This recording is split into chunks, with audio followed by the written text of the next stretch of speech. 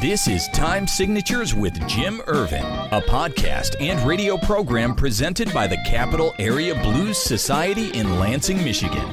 Driving up and down these Michigan roads, yeah. And now, here he is, your host, Jim Ervin. Baby, I'm home.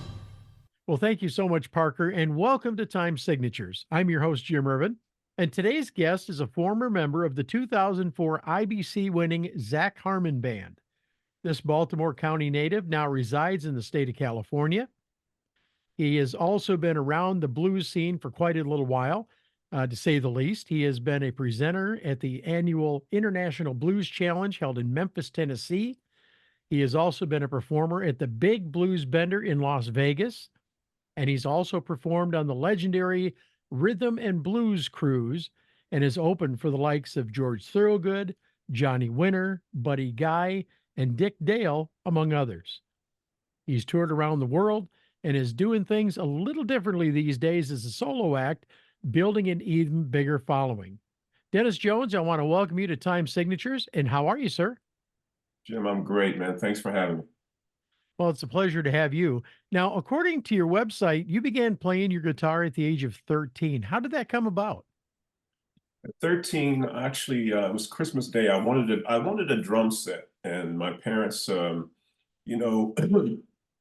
had a house, but it was, I think for privacy, they just couldn't fathom me having a big drum set. And making noise. So they asked me what my second choice was. So I said guitar. So they got me they went to a place called like Two Guys or Tops. I don't know if anybody remembers that from the East Coast, but they used to sell these little Japanese Taisco guitars. I think I pronounced it correctly, with a little plastic amp. So I got that for my, I think it was my 13th birthday. I think it was. 13th Christmas. I'm not talking about birthday. That's not birthday's a whole another issue, but yeah, for Christmas, and that's when I just started tinkering around on it, and for a few years, and I had an uncle who actually could play, and he came over one day and tuned it up for me and showed me a few things, and I got really excited, but that's how it all started on Christmas Day when I was 13 years old. Fantastic. Talk about your influences when you're growing up. Who are your musical your heroes, if you will? Heroes. Well, I grew up in a really interesting, I'm sure I'm not the only one, but it was so much music in my house that was, when you grow up a kid in the 70s, it's, my brother was listening to Janis Joplin and Dylan and Hendrix, and my mom was listening to gospel music. She's the original church lady, Mahalia Jackson, everything on Sunday. And my dad would listen to everything from blues to B.B. King, Bobby Blue Bland to Motown. So my house was just like this whole big old just soup of anything, any kind of music you want to hear anytime. And so that's, my early days. I think my cousin who heard me, and this sounds like a weird story, but it's true. It was like a really rainy, misty day, and I was just kind of hacking away, making noise. My parents weren't home. And she walks across I see her coming across, the lawn, and she had this album in her hand, and she hands me Jimi Hendrix, Electric Ladyland. And it was already worn. It was like you could see big old circle of the record on the outside. It was so old. And but she gave me that, and it pretty much changed my life overnight. When I saw that and heard that and felt that, it was like it never left my turntable. It was always just that was probably the biggest influence in my entire life. Far as starting playing guitar, music, culturally, it was just Jimmy. He incorporated so many things that I'm sure he gets talked about all the time for his music, and his playing, but his style, his songwriting, his lyrics were just far above anybody that I heard at the time. I loved those older bands that were, Santana had his blues band at the time, and you had the Yardbirds and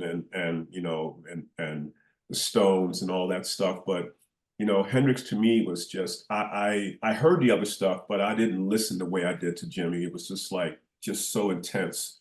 And then later on, I started really to absorb the whole blues and blues rock. I was actually playing blues before I even know what it was. I was just playing Right along with on. rock songs from the Stones and Canned Heat. I had no idea of the roots of it that came from. I had to learn later on, doing like a reverse kind of lesson on it, and to find out that I was actually playing the roots of the blues, and that's what I delved deep into it later on. But yeah, that was my main influence, was Jimmy, and so many others after that. It's ironic that you mentioned Jimmy, because as I tell people, when I prepare for an interview, I don't just take a box of questions and throw them on the table. I sit down, I immerse myself in the music of the person I'm interviewing, and I write the questions based on stuff that I'm reading, stuff that comes to my mind when I'm thinking about it. One of the things that I noticed is your vocals lend themselves a little bit to that Hendrix style. And just some of the songs that I heard, I thought, man, there's a little emulation there of Hendrix, I really thought it was kind of cool. So knowing that that was one of your big influences explains that to me just a little more fully. But I want to ask you, at what point in your life did you determine that you would pursue music as your career? I think I knew when I was 15 years old, 16, when I played in my first band when I was 16. I knew that, that's what I wanted to do. It took me a long time to get to that point. I've only been playing, really full time for the last 13 years. But, Sure. I've had different jobs and stuff before, but I always managed to go out and play. I spent time with the Bus Boys in the early 2000s with Brian O'Neill and the Bus Boys. I spent time with Zach Harmon, Mid-South Blues Review, and I had my own band and worked a full-time job at the same time. I did all of that. Wow. How I look back and just go, how did I have no idea how I did it all. But it's just a love for the music, for the craft, I still don't need much sleep. 5 or 6 hours a night. I mean, I was kind of built for this stuff, and I love touring. But yeah, man, that's really where I am with this. It's just I'm getting off the question a little bit, but I just love it. I just love the craft, and can't think about doing anything else. I wish, I kind of wish as I started touring earlier, but the situations never lent themselves to something that was going to be long term. I wanted something long term. And the bands that I started in the late 90s, and even when I first got to LA, I was just searching for this one thing. I had all these singers, and a lot of them had LSD. And I know that you know what that is, lead singer disease. And so I decided to take some vocal lessons, and to see if I could pull it off myself. And I, you know, been doing it ever since. I think 2003 was my first album, Falling Up, and I was still in the Bus Boys, and Brian O'Neill actually produced that album. And so we kind of went full circle. I'll get to that in a minute, but he actually helped produce this new album that I'm putting out on June 28th. So Okay. yeah. Well, and I do want to talk about that album, so don't let me forget that in the course of this interview. Sure. But I want to flip the page just a little bit here and talk about 2004. Speaking of Mr. Harmon, you competed with the Zach Harmon Band at the International Blues Challenge, and you won it all in 2004. You got to tell me what that experience was like, and was that your first time to compete in that challenge? That was the first time to compete in that challenge. Wow. It was amazing. We had Cora Coleman. I think that's Zach's goddaughter, and she ended up playing with Prince later on.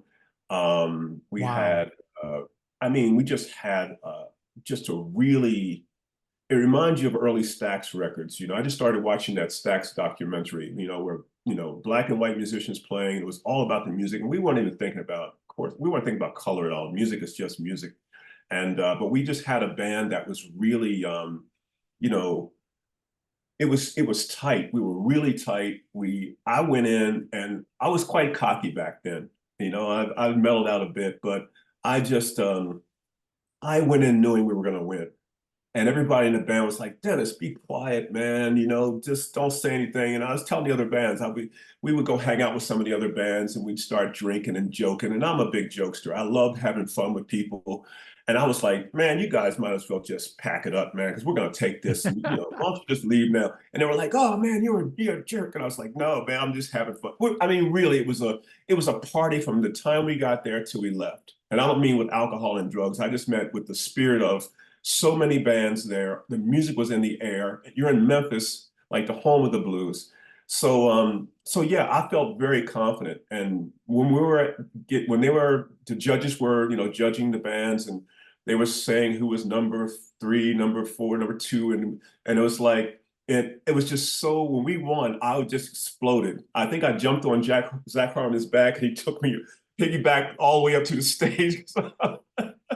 It was really, I mean, really exciting. And I made some really good friends there from the guys from the other bands, from hanging out with the judges. And it was just I can remember it like it was yesterday. It was a really, really good experience. And, and I think we deserved it. We were really a good band. Other guys there were good. Other people, female, male, they were all good. But, it was great to win that. And Zach went on to win more awards and to become, on his own, without the Mid-South Blues Review, to become, a great artist in his own right. And, I went on to do my thing. Cora went on to play with Prince and other people. So, Doug Mugg, the bass player, has played with everybody. He lives in Nashville. I think he's still in Nashville. So it was just really a great group of great people at the right time, right place, and went there and kicked some butt down in Memphis. Awesome. You've opened for some incredibly talented musicians, including George Thorogood, Tinsley Ellis, and of course, the legendary Buddy Guy. I have to ask you, as you stand off to the side, once you've done your opening act and you're watching these legendary performers do their thing, talk about how that feels. Is there ever a moment where you have a pinch me moment when you're watching them perform? I've been around this stuff for a long time. Even before I was opening for these great acts, I was going to shows. I'm the kind of musician that will support other musicians that come to town if I'm not playing. I know a lot of people don't think that's cool because it's like they're hanging out in the crowd, and I don't care. I just saw Mike Zito last Sunday. So it's like when I'm there, I kind of don't think about it until after it's over. Because I remember seeing like Johnny Winter, when I was growing up, and he was a hero. It was Johnny Winter and Alvin Lee at the Merriweather Post Pavilion in Baltimore. It's probably no longer there. But as a kid, I was so blown away that I didn't want to play. I got home and didn't want to play guitar anymore. I was like, I can never be that good. And my brother, being my older brother, if anybody has older brothers, you know what I mean? He slapped me upside the head and said, shut up and practice and just keep practicing. So I thank him for his abuse and his words. But no, I mean, yes, I have sat on the side of the stage and go, wow, opening for Dick Dale was, he was quite the character. If anybody's ever met Dick Dale, you know what I'm talking about. He was quite a character. So was Buddy. And I felt I got a little love after, because they never heard me before, but after I play and they say, hey, good job, we like what you did, that means more to me than anything. Johnny Winter heard me doing my sound check, and he had just got off the stuff and he was on like some placebo, and we just went in this trailer, sat down, and I was nervous for the first time. He was the only person I think I've ever been truly nervous around. And I was just like, Johnny, man, thank you for everything. I love your music. And, Still Alive and Well is like, one of my favorites. I grew up, he's probably the reason I started playing blues rock. Johnny was just a big, and almost like Hendrix. It was incredible. I mean, trying to figure out what he was doing. But he said, hey, was that dude you doing a sound check? I said, yeah. He goes, hey, you guys are good.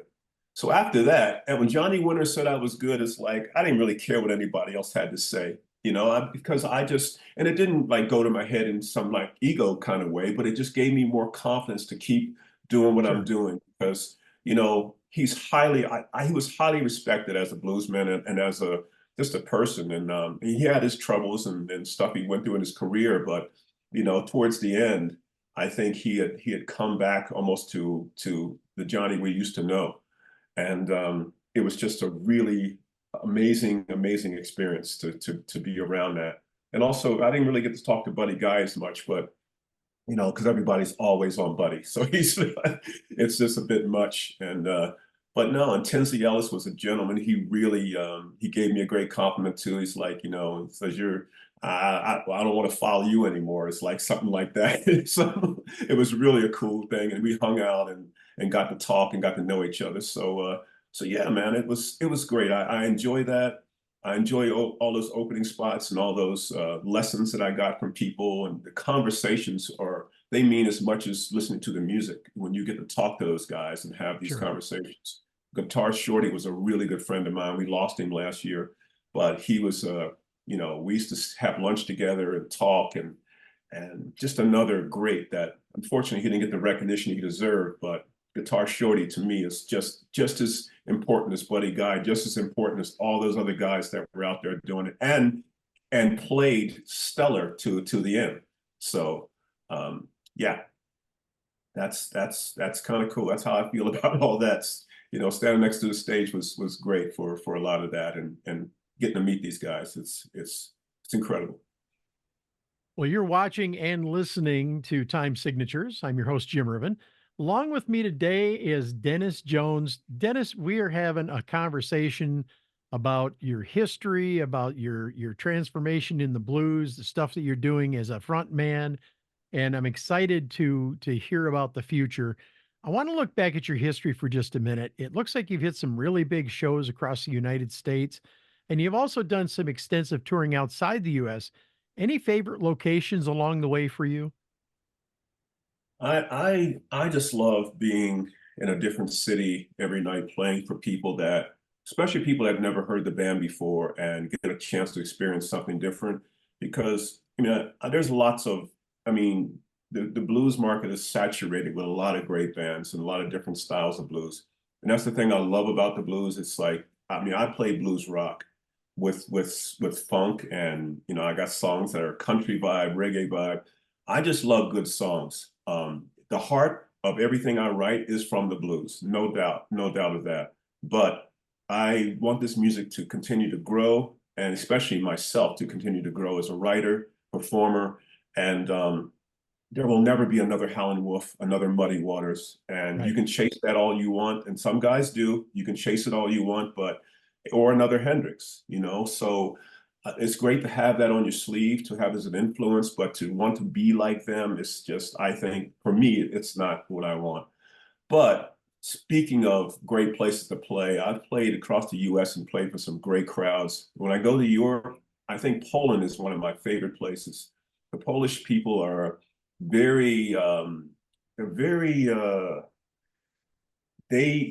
like New Yorkers. They love you or they don't. We sell out every time we go there, and I've made some friends there, and they really, they're singing the lyrics of my songs, and not everybody there knows English, and but they're really sincere. They're passionate about, that's the word. They're very passionate about their music, and I think their life in general. I got to spend some time, a day off there, and hang out with some people there, and go to their homes, and that's the most fun part about touring. If you have a time to really get to know the people, I love to learn more about cultures. I'll even try my lazy English way of learning some of the language to because I think people will accept you more if you just try.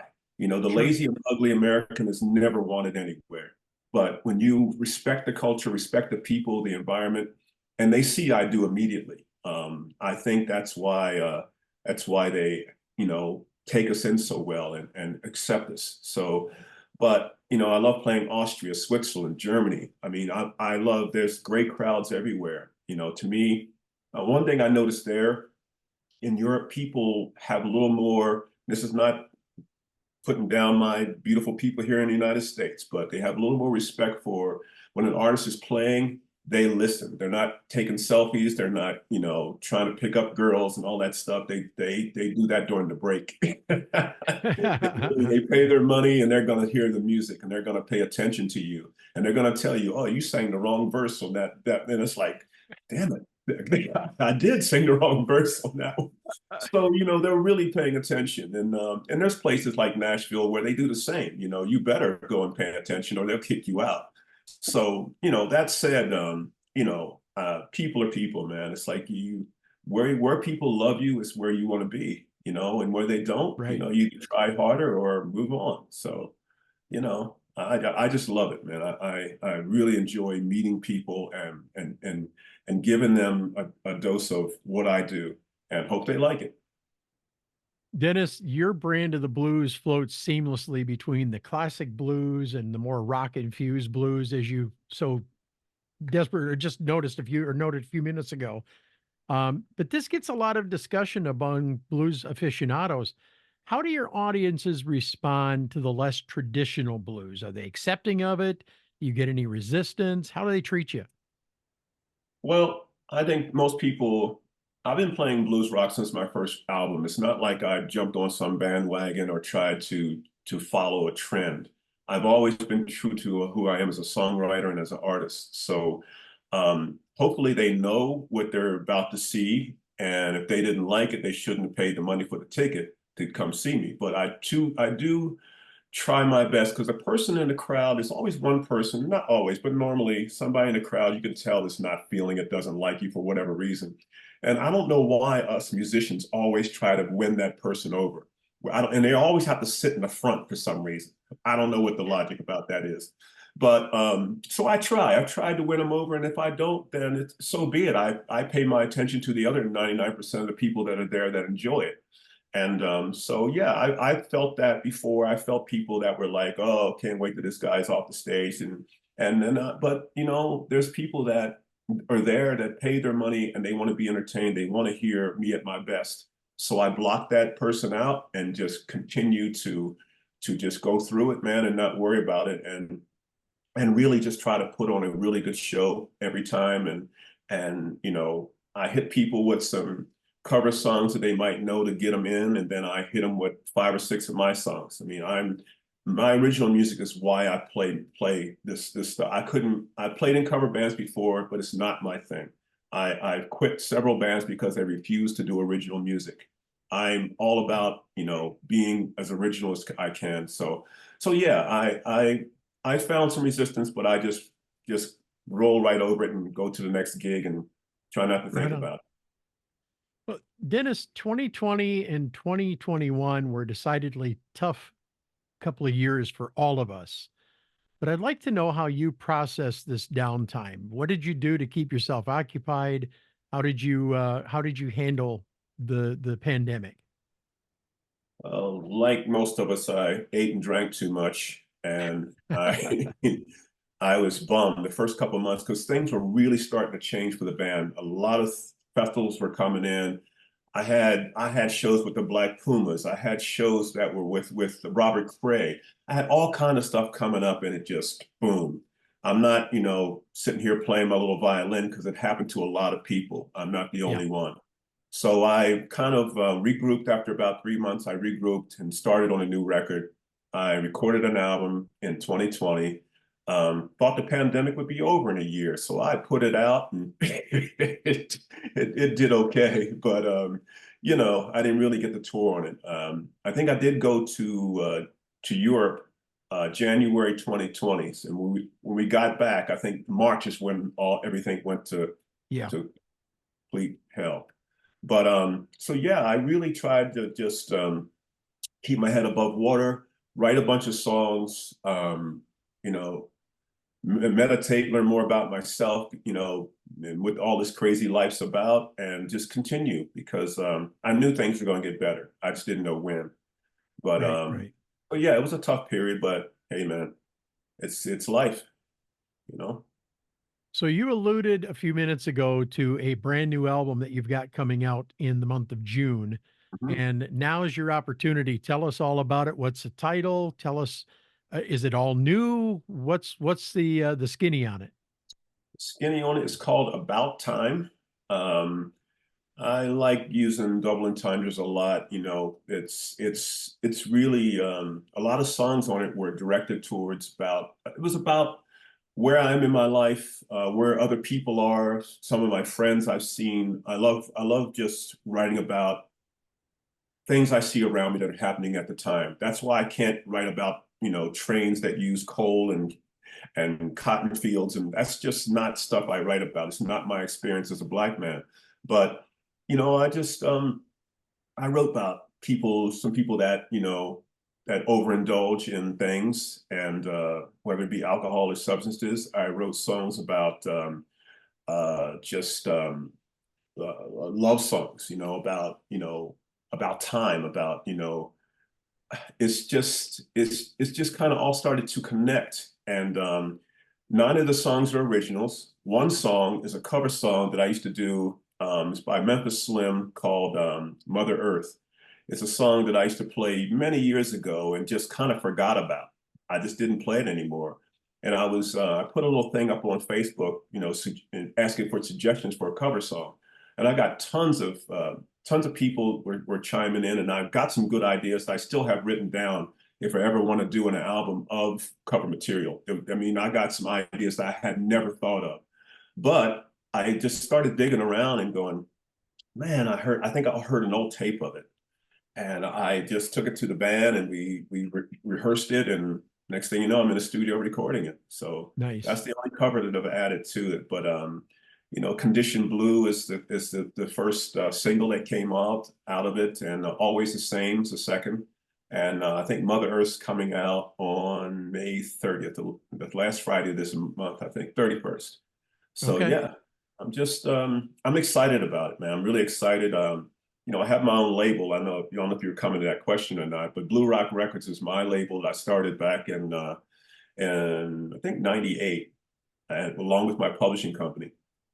I had a couple labels that came out to LA, loved the band. Then they, told me later, oh yeah, I love you guys, but can you change this and do that? I'm like, no. They started reminding me of old girlfriends. They want to change me, make me into something that I'm not. And I think it was a great decision, even though, of course, my career could have been, a lot further if I'd have signed with somebody and did it their way. But I'm too stubborn, I think, to be told what to do when it comes to music. It's like somebody painting a painting, and you're gonna walk behind me and say, "Oh, that would be painted a darker blue." It's like, well, it's not my vision to paint it a darker blue. I wanted a lighter blue. So it's like that's kind of where I am with that. I mean, if something came along and somebody had the same vision that I have, and knows what I do and wants to work with me to produce an album on a major label or something, of course, I'd be interested in doing that. But putting it out on Blue Rock Records is, it's expensive actually to do it yourself. And it's my 8th album. I've done a DVD, a live DVD, and it's and I'm pressing albums on this one too. So not just CDs, but I'm pressing albums, because it seems from my nephew was telling me that's what's going on right now, Uncle Denny. You gotta have records, man. So it's like it's funny how there you go. It's funny how it's all going full circle. If I'd known that, I'd never, got rid of hundreds of albums that I had. Listen, my birthday, April 9th, I had zero vinyl in my house. Okay. And the bug bit me hard on my birthday. I got a beautiful Pioneer PL518 sitting over here that's been reconditioned from 1978. Oh yeah. I have somewhere around 100 albums that I have amassed since April 9th of this year. Wow. So you can bet that when I buy the album from you, it's going to be on vinyl, because I love listening to vinyl. But yeah, I'm excited. And as you were talking about you starting your own label, it reminded me of, we went to see Joe Bonamassa back in November at the Fox Theater in Detroit. And he told the story about how, he went to this label and he went to that label and he went to this label, and he was beating his head into the wall, and nobody ever thought he was good enough to sign him the way he was. Mm-hmm. And he stood there in front of a packed house and he said, "How do you like me now?"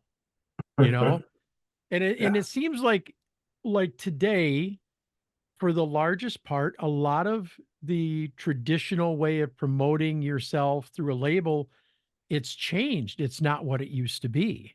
Not at all. Um, but I'm excited for you. I really am. So we need to wrap up here, but I wanted to ask you, where can our listeners and our viewers go to learn more about Dennis Jones? Maybe buy some CDs or vinyl, some merch, or book you for a gig.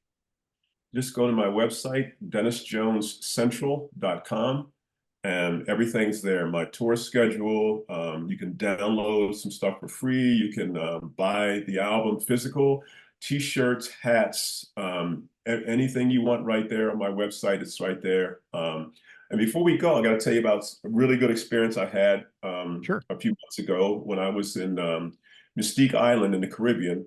Joe Louis Walker invited me and several other musicians there. There's a festival they have, 2.5 weeks of musicians go there and play, and it's a charity. They make a lot of money for these kids in the neighboring islands. And I happened to meet on the last day. I met Mr. Mick Jagger, and Wow. he was just incredible. I have a few pictures of him on my website, actually, dennisjonescentral.com. And he was just a really, just amazing, you know, and I wasn't nervous. I just got off stage and Joe was like, "Hey man, Mick Jagger's over there. Why don't you go say hi?" I was like, "Cool." So I walk over, find him and take a couple pictures. And it's like, I don't want to take much of your time, but you know, all the songs, man, the Stones to me are about songs and longevity. And you know, and after meeting Mick Jagger, it's like, Lord, it's like, he's the biggest rock star in the world. It's like, where am I going to go from here? It's like, you know, so I just wanted to let the listeners know, and you know, that I had an amazing experience there. And I hope I get to go again. It was for a great charity. And I got a guy named Basil who does all this, Basil Charles. And yeah, it was amazing. And I'm like, I'm just looking forward to the future, man, to what else beautiful is going to happen, you know, and just, you know, treat people well. Hope they treat me well. I'm going out there with good intentions and to spread music, spread this blues music around the world. Yes, sir. Well, Dennis Jones, I want to thank you very much for joining us today on Time Signatures. Our very best wishes to you.